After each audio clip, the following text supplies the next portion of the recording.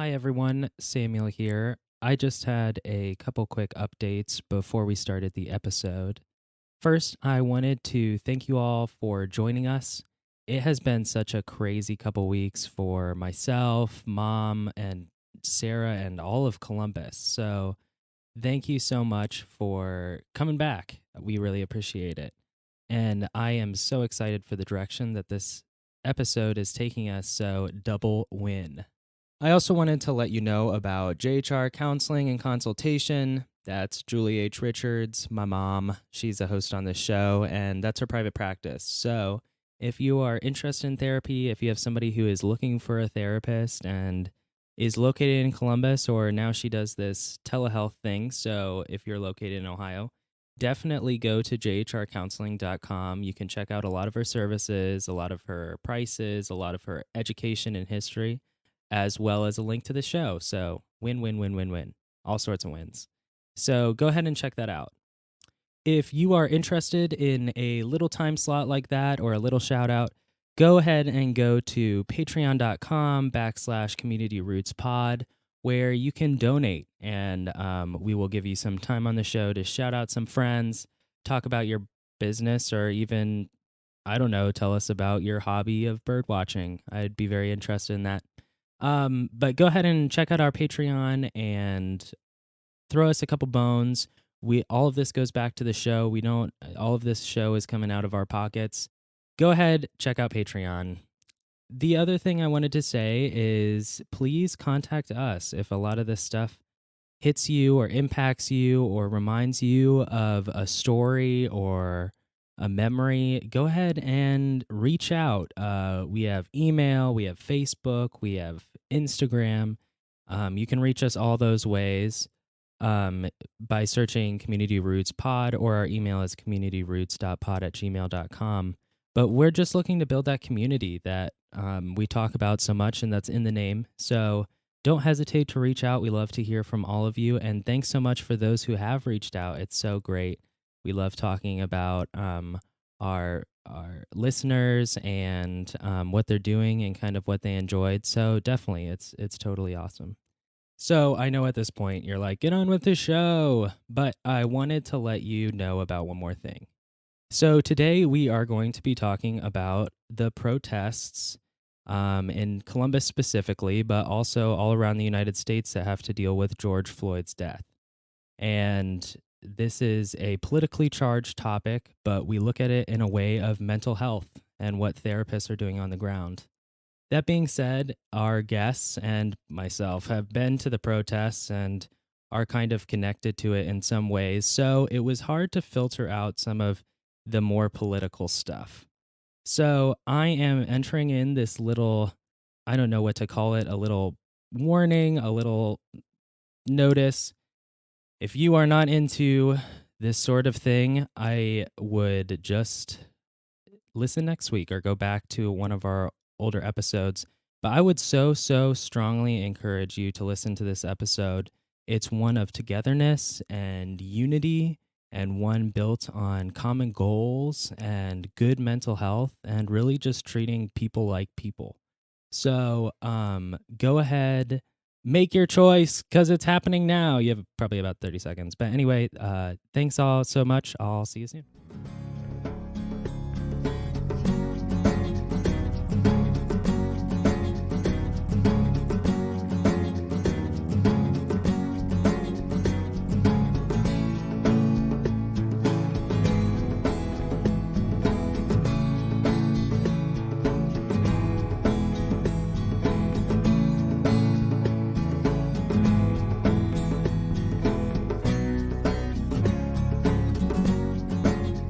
Hi, everyone. Welcome to Community Roots, a place where we gather in community to talk about mental health so we can travel the journey of life together.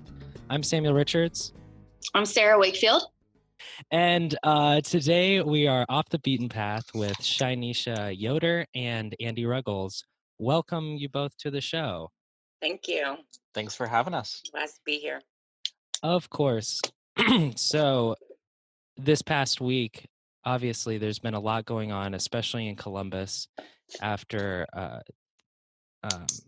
just a ton of protests and a ton of activity happening downtown.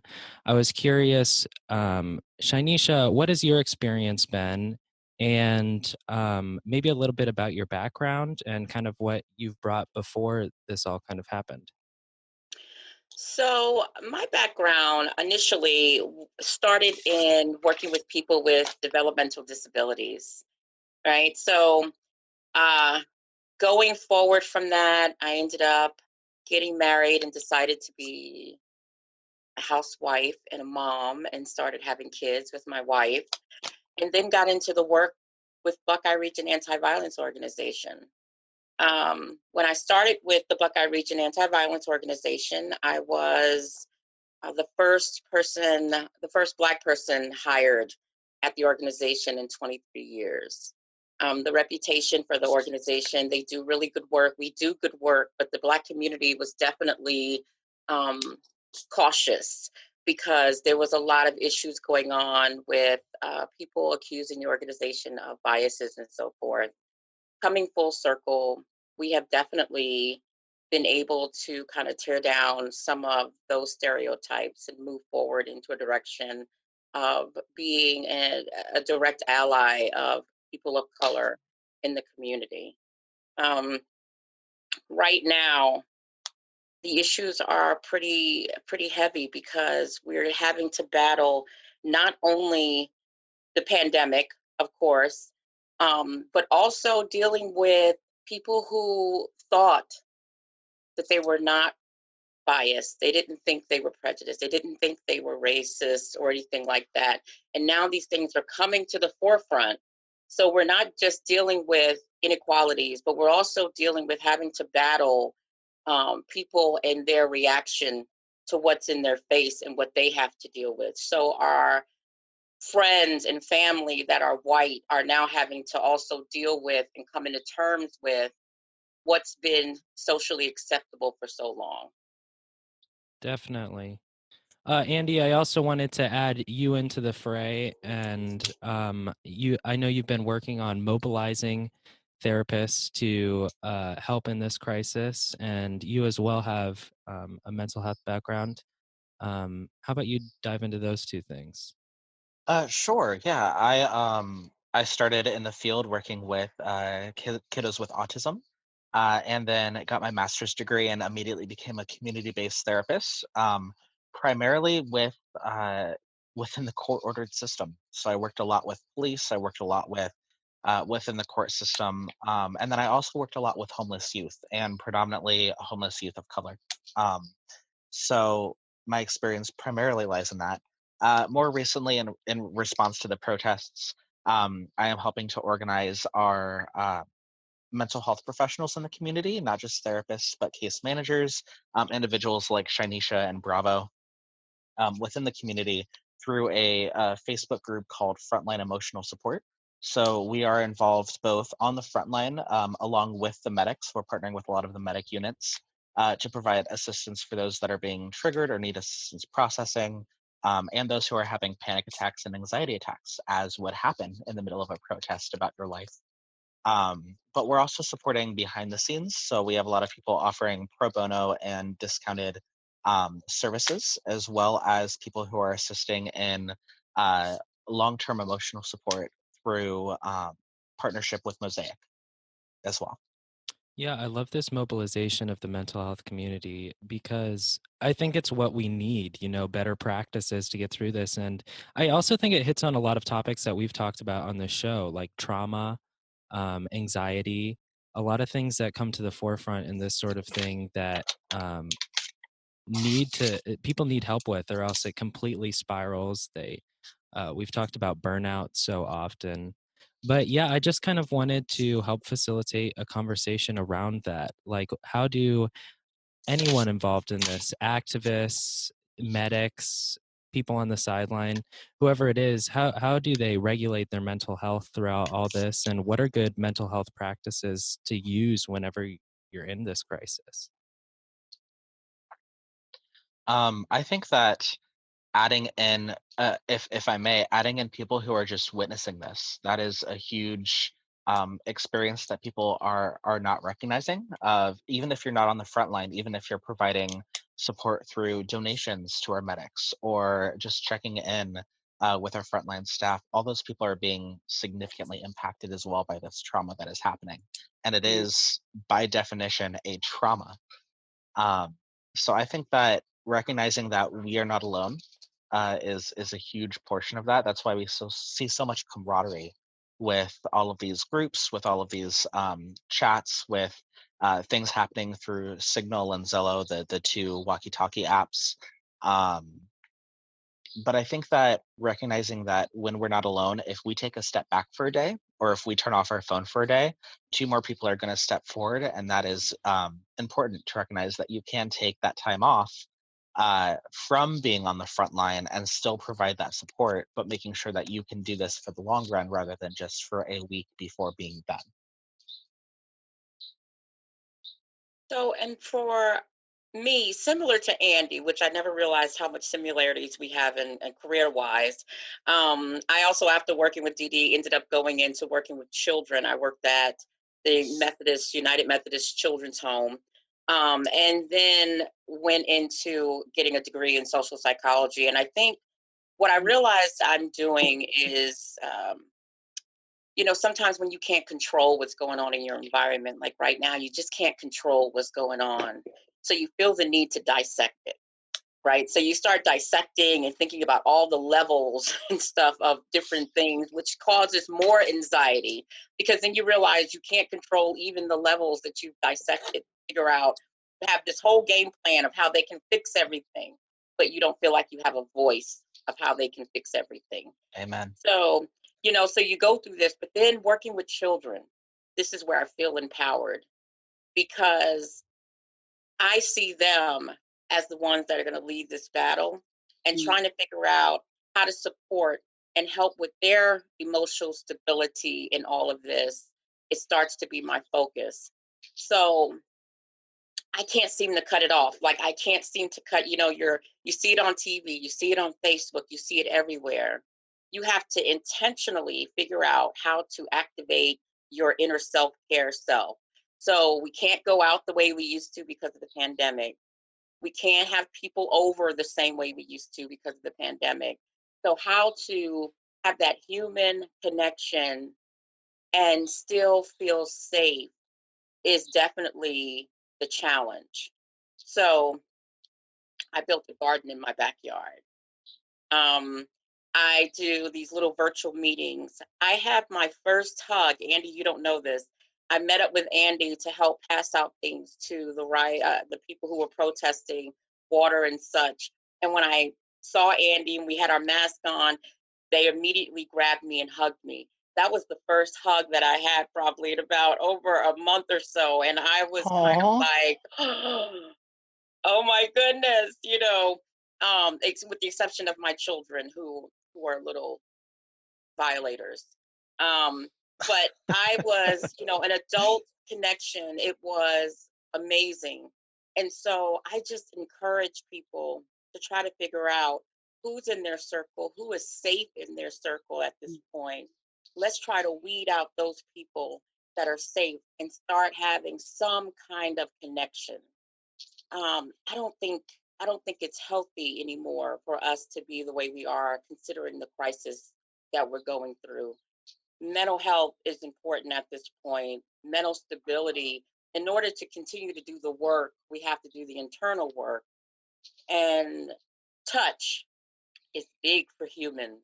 So we have Yes. to figure that out. We have to figure out how to connect with someone that has, whether they've been quarantined, but we know they're safe, whatever it is, and we have to start getting back into that connection, I think, to be safe during this time. So, Shanisha, you actually bring up a really it's an empirically supported statement in that we need human interaction. So there's actually a researcher named Bruce Perry who is controversial, slightly discredited, but he brings up a really good point that I've seen uh, happen across time and time again with all of my clients in the last decade that I've been doing social work. And he has a 3-point model, and it's regulate, relate, reason. So if specifically with working with trauma, you need to regulate yourself, then you relate to somebody to provide that connection, and then you can reason through the emotion that you're having. So relate is such a critical part. If we're not going to have those connections, then we're not going to survive. Right. And most people would probably disagree with this statement I'm getting ready to make, but it's a protest. It's heavy. It's real. It's not just about George Floyd. It is way deeper than that.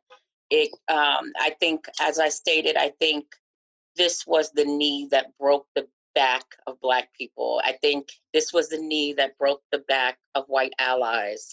But also, what else is happening in the street? Connection. For the first time in months, people are coming together. And even if they're socially distancing a little with their mask on, they are still feeding the energy, that positive energy, that feeling like we have power over something. And what we do have power over, we have the ability to change things that are going on right now. And I think they're waiting for the protest to die down, but it won't, because what people are also getting is this positive, needed connection, coming together for one purpose. And we're good at that. In the United States, we will rally for something once we're pissed. But also, we've been separated for so long that Mhm. this energy feels good. It is empowering our human nature, our spirit of goodness, and it's making us feel like we are the people that we thought we were. And I think it's definitely pushing the movement in a different direction. Absolutely. I think that in response to, and I keep going back to the trauma because that is just, it's centuries of trauma that is unfolding systemically right now, and that's what we're seeing. Um, I am a huge advocate for touch. Like you had said, I think that it's proven that there are actually therapeutic techniques where you hug the shoulders of someone who's in the middle of a panic attack, and it helps regulate their body. It helps calm it down. So I think that in addition to having this connection, having a march where we are seeing people and hugging people and walking, which is regulatory in and of itself, and being outside in nature when we've been cooped up in our houses for so long, it's all of that is providing a release that we haven't seen for um, a while now due to the pandemic. Yeah, my experience with the protest has been totally there's music, there's people celebrating and kind of talking. It is a coming together in community. And I've been there when the protest has been bleak as well as happy. And there's still that need to be around people that still drive to connect. And I think that's super cool. And I totally agree with your analysis. Something I wanted to go into, and I'm going to edit this little part out because I also want to give Sarah an opportunity to talk as well. But I'm just going to ask a question and I can re-ask it later if we need to, but I wanted to talk about like how to help children through this crisis because I've seen children at this protest and I Mhm. also know children, and this has got to be overwhelming. And got to be, it's like whenever I figured out that the rainforest was being cut down like football field a minute, I just had anxiety for a week and a half because I'm looking at the clock like, hey. And I know that a lot of kids are experiencing this as well with George Floyd and a lot of Black Lives Matter movements. So I was curious about going into that. Um, I can give you a perspective of working at, well, not working. So I have 3 children. I That's have a a lot of 12. work. Yeah, It's a lot of work. yeah, That's a extra job and a half of Yeah. yeah. time. So I have 3 children that I have shared custody with my ex-wife. So I have a 12-year-old daughter who will be 13 next month, and my twin boys are 10, and my one son is on the spectrum. Just listen to Andie talk about that needing for that pressure. Um, I have an interesting, unique challenge because having to be careful with talking to my children about Black Lives Matter without making them feel guilty for the white lives that they are being raised with as well. Okay, so being in an interracial relationship, raising biracial children, and being careful to respect both parts of them at the same time. And also, we are raised in they're being raised in a very, um, very wealthy neighborhood. So, um, balancing entitlement and privilege and things like that. One thing I'm noticing is children are extremely smart and resilient right now. Um, they are really picking up the banner and they are ready to go. My daughter was at the march yesterday. She marched from uh, Columbus School for Girls to the march. She made her "I Can't Breathe" sign. She had a shirt on saying "empowered," and I mean, just ready to go. I've been calling her Angela Davis since she was born because I said she was going to be the next Angela Davis. I was convinced, and I believe it. My sons, I took them, recognizing I didn't want to expose them to the protesting because I can't I can't control that environment. I don't think for me. It wasn't loving for me to take them in an environment where I can't control. So I took them to a community environment instead. Mm. So I took them to Mount Vernon, did a where you could make your own sign, and they had artists out there, and they were doing portraits, and they got to make their own sign, and they had them up on sticks and everything for them to put in the front yard. Made them feel like they were a part of it. They got to meet people. They got to be around music and good energy. Um, and contribute to what's going on.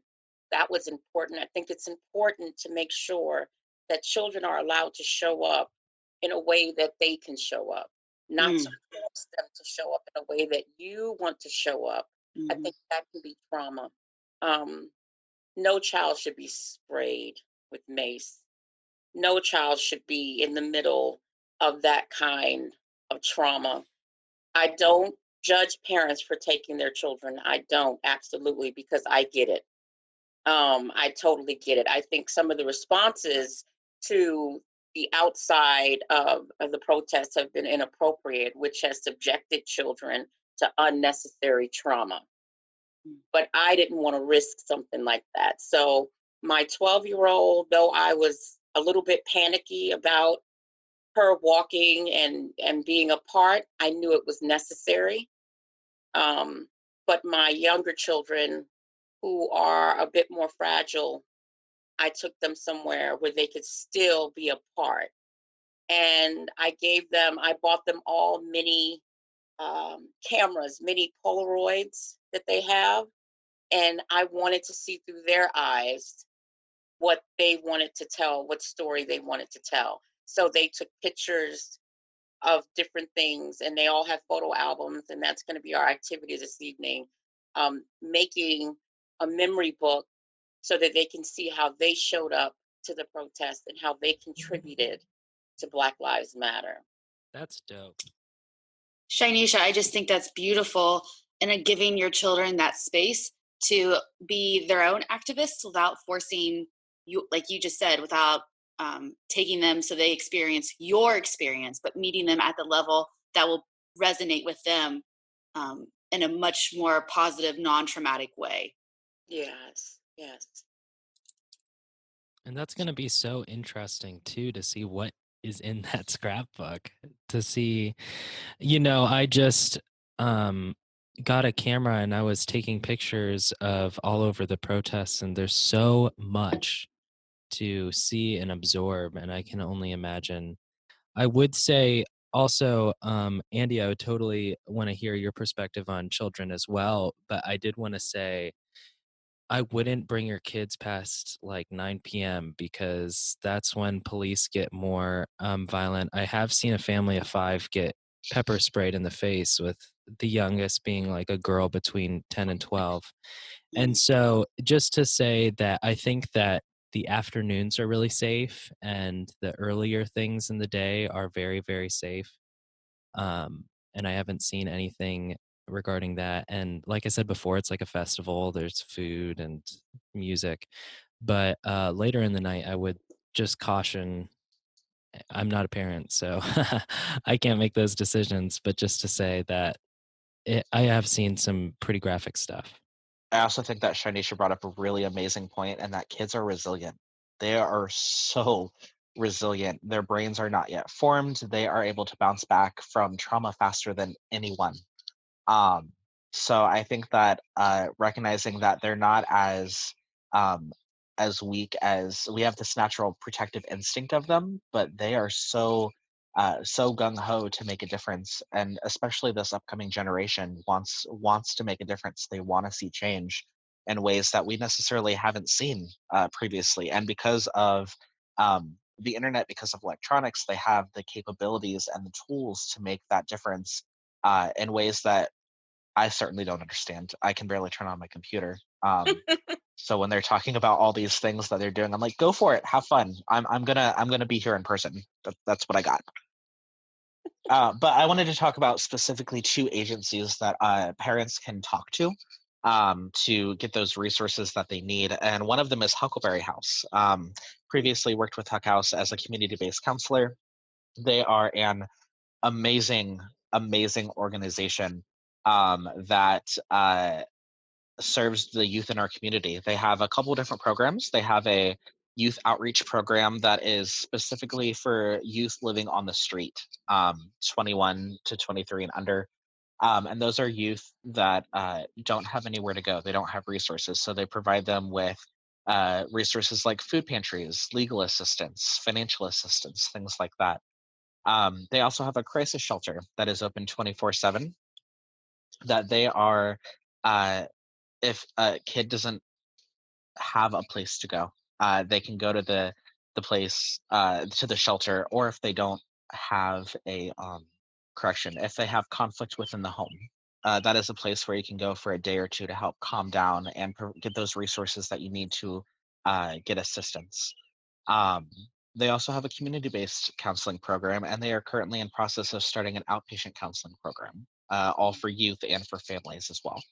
So they are there. They have resources. They can answer the phone and get you to places that you need to be with any questions that you have. Mosaic is also a part of Equitas. They are on Summit, and they are specifically for our POC community ages 17 to 29, which are currently the community that we see most active in the protests. They are open on Tuesdays and Thursdays right now, and then I think that they also have some call-in hours. But reach out to Mosaic. They predominantly work with our non-binary and trans communities of color, but they are open to anyone who needs resources. So make sure to reach out to them. And they are also active in the protests as well. And so they have times where you can go in and, as a community, make signs. They have times where you can go in and just process with one of our mental health professionals that are there. And the great thing about Mosaic that a lot of agencies don't have is that they are a place for people of color by people of color. They are run from their director all the way down to people who live in the community and who are able to be peers rather than white people who have power, which I think is something that the rest of the world needs to learn about. Yeah, the white savior type complex. I was also wondering if we could dive a little bit into like some tips on the ground, like what to do post processing, this sort of thing. And we touched a little bit on regulate, relate, and reason, which I think is so awesome. But I was wondering if you both could sort of dive into sort of some things that you do post trauma and post just kind of, especially anxiety attacks. I see a lot of things with anxiety attacks, and I think having that hands on their shoulders and squeezing, that's such a good tip as well that I had not heard before. And so kind of things like that. I was curious what sort of ideas you all had. Andie, you can talk more about it, but um, you do more clinical therapy. I've not had to do, but I definitely did more work with therapists with children who are going through trauma and so forth. And I think it is important to allow some kind of creative outlet for kids when it comes to dealing with anxiety and so forth, allowing whatever. Most parents are aware of what kind of ways their children like to deal and show up. So whether your child is a singer, whether they like to write, they like to draw, whatever, you've got to figure out how to tap into that, how to figure out, first of all, figure out what they like, figure out how to do your own research to come up with ways to foster that, whatever that might be. So, mhm, Google. right, Google parenting ways to help people be expressive, and that is all the resource that you need. that's real. We do a lot of art therapy in my house. We do a lot of singing and movement and yoga and all kinds of just goofy things, trampolines, everything. My house is kind of set up that way, but I think it's important to figure out, yeah, Google what your kids are into so that when they're talking to you about it, even if you're not interested, because God knows, we all know as parents and support people, you get tired of seeing the art, you get tired of hearing the screeching, singing that they can't do, but you got to let them show up in the way that they can show up to deal with the anxiety, whatever way that is. And it's hard sometimes because you're dealing as a parent with your own anxiety. But right now, it would be detrimental to forget that these things are just as heavy on their shoulders. They're taking it in the same way that you are. You just also addressed great ways for adults to express anxiety and to get those emotions out of their system as well. Yoga, art therapy, singing, dancing, getting that expressiveness, getting that anxiety out works not just for children. I think children do that as a instinct, um, Mhm. and adults, we tend to internalize much more than children would ever think of doing. I just wanted to say, Sarah, real quick, to connect that to one of our prior episodes about trauma, where we talk about treating yourself like a child and kind of asking yourself what would a child need in this instance. I think is also a good way to look at it as well. I say y'all are just being therapists right now. You're all Mhm. doing my job for me. Andie, I think you were taking it, or maybe I interrupted Shynesha, but please Mm. continue. And Andy, you can tell me this too. I think children, of course, we know the world revolves around them. They don't. It does. They don't even think about what's going on. That's why they can do goofiness. They can do whatever. They can throw tantrums. They can be happy and whatever. Take it or leave it. We know better, right? So we can't do what they can do. Sometimes, you just want to go in the backyard and just yell and scream and kick something and spit or whatever. And I think it's totally appropriate. I was Tapping. gonna say do it. Mhm. I literally went to because the movie theaters hadn't opened yet, went to a movie theater in my car and screamed for 5.5 minutes. And I felt so good afterwards. And you know what? I had a temper tantrum in my car because the world stinks and it's hard to deal with it. But let yourself have those moments. And parents and caregivers, tell your folks you're going in timeout Mhm. and put yourself in timeout. My kids will knock on the door. I'm like, you know what? I'm in timeout. I was naughty. I did it. I did it. Because you need that timeout. You need to say, I got to separate myself out and it's okay. And I'm going to give myself permission to separate from my children in some kind of way. Not just children, whether it's your children, whether you take Mhm. care of somebody, whether Or it's a your spouse, spouse. Yeah, that's what I was getting. Spouse, boyfriend, whoever. partner, or partners. Whether you're on the streets, in a suburb protesting, taking that space to, in that moment, step away and put yourself in timeout. No, or just allowing yourself to go around the corner on the street and do your own screaming, or, put yourself in timeout so that you can express. But Hmm. go ahead, Andie. What I've been seeing a lot of family therapists doing lately is when your kids are having those moments where they're just in their room singing, allow yourself permission to tell your kid, hey, I'm going to go do my own version of singing and take that exact same time that they're using to go for a walk, to go do yoga in the backyard for 5 minutes, to go play with the pet, to go scream in a car. to go to Starbucks and treat yourself to that $7 frappuccino because you want to. Another tip that I've gotten to that I just wanted to bring into my activist friends that will listen to this episode is visualizing, like physically, just putting it in your mind's eye, like a visual barrier. Or we talked about flicking water off your hands, is a way that you can kind of like mentally put things into perspective and kind of create. I know whenever I was at the protest, I was visualizing this huge barrier and it allowed me a chance to just breathe. The one more thing I wanted to bring in too as well is, and in a similar way, the idea of boundaries. Like before, we've talked about having one hand up against yourself and one hand out in front, so you have that space there. And I think especially whenever you have kids, like your stress compounds. You're worried about their stress, and you're worried about the stuff that everybody else is worried about. So I think being good with those boundaries is that extra step. But For those of our listeners that aren't necessarily that creative with visualizations, I always point out the internet, YouTube. If you type in 5 minute meditation, it will do a guided visual meditation. If you aren't able to do that flick, I use the bonfire method where I imagine myself lighting on fire and all of my anxiety going out as smoke and burning away. Um, or the more significant one that I use for people who are going through trauma is called the world ends meditation, where you visualize the worst possible situation. It's for those that can't turn your brain off. When your anxiety is so bad that you imagine everyone you love being hurt, which is possible in today's day and age.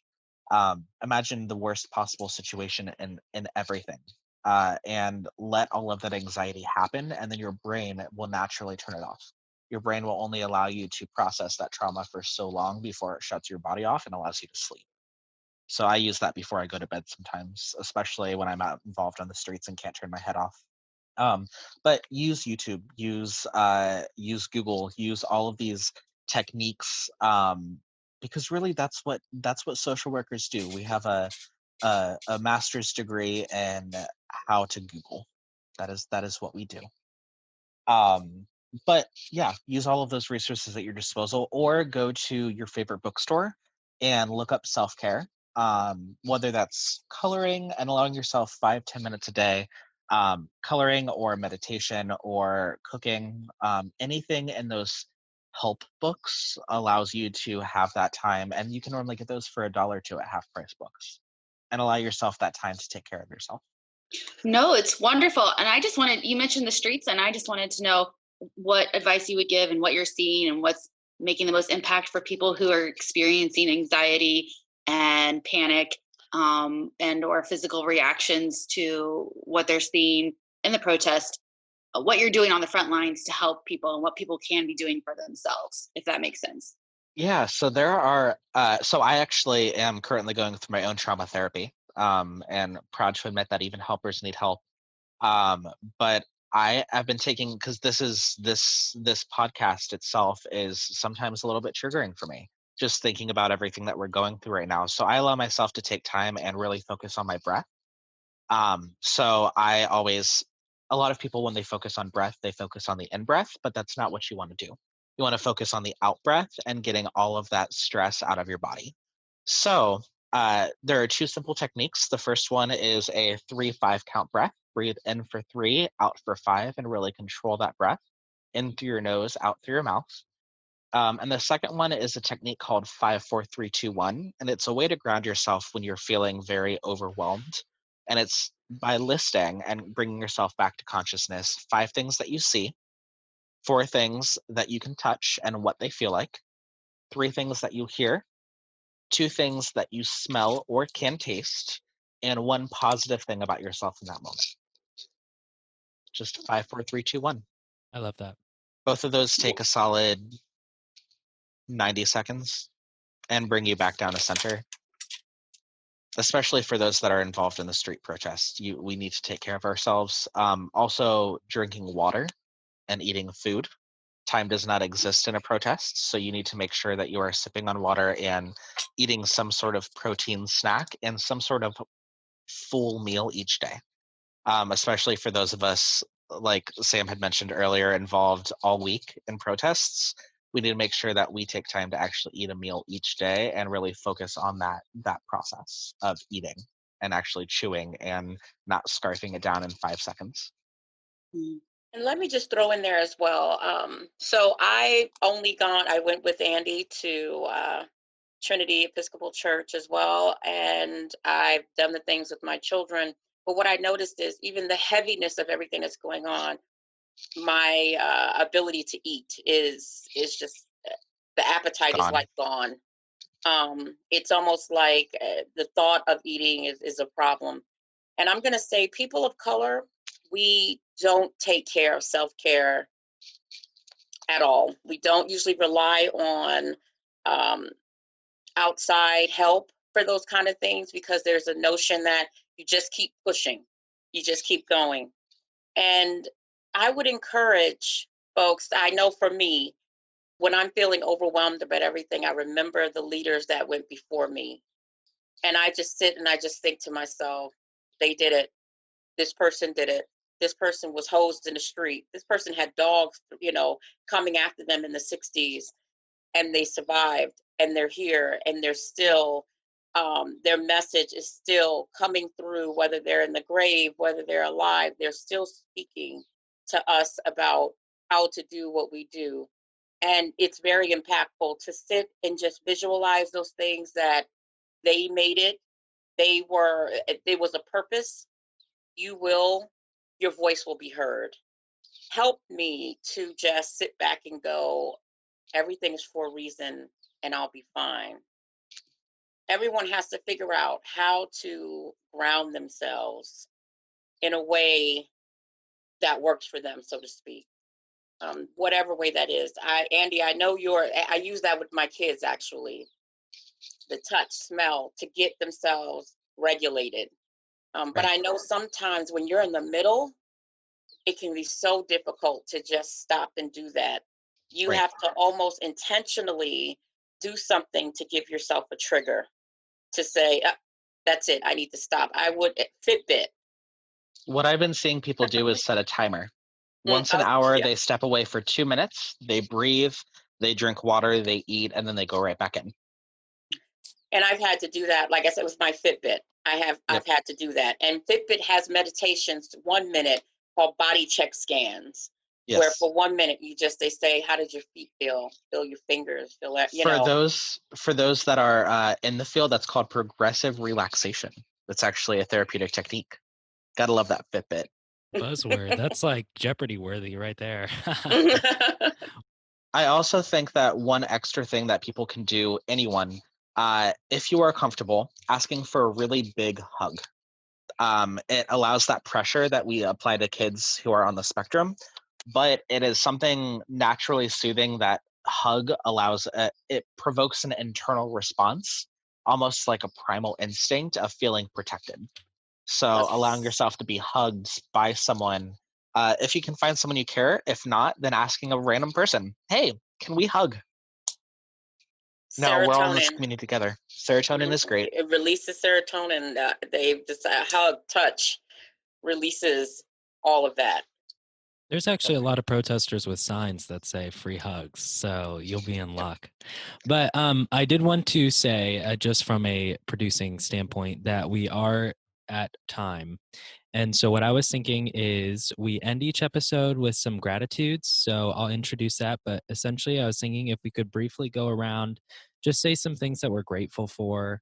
And then I'll end the episode, restart another one. We'll hop right in. I actually think I would prefer a 5 minute break just so I can walk around. I had to stand up a little bit just to get that blood moving. So, I would say if we can wrap it up within 5 minutes and then start again at 11:20, then that'll give us all an opportunity to take a break. So I'll introduce that.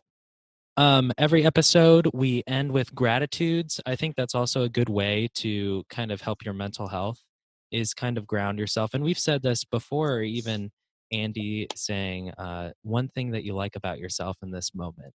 I think those are also good as well. So um, I will say my gratitude right now is the sense of community that I feel whenever I go to these protests.